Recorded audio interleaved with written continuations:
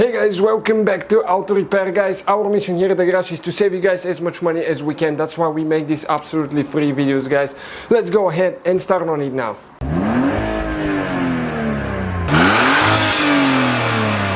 Hey guys, welcome back to Auto Repair, guys. If you have a Hyundai Elantra, guys, the generation from 2011 all the way until 2017, you probably experience the car being very unstable when you hit a bump going in a curve.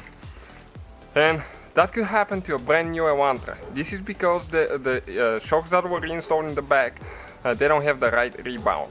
The GT is the only version that it has good suspension, okay? And this one has only 60,000 miles, guys, and we read so much information on the forums, bad shocks from the factory. So the solution to that is, guys, KYB. Nothing sponsored here, but I did so much research because I want to feel safe in my vehicle. And this is a Japanese shock, KYB, a little bit more expensive, but it's a gas adjust shock, really good quality. And the first thing you grab it, it feels really heavy compared to the factory one. The factory one looks really cheap built. Okay, you can see Kia and Hyundai shock, it's original factory shock. This one is a little bit harder suspension, but it holds really good in curves. That's the only solution, guys. We installed it on one side. We'll have the video how to do it if you need to. We'll have the product links in the description of the video, and we'll have the parts number as well. But that's the way to go. Don't get cheap shocks because you will regret it again.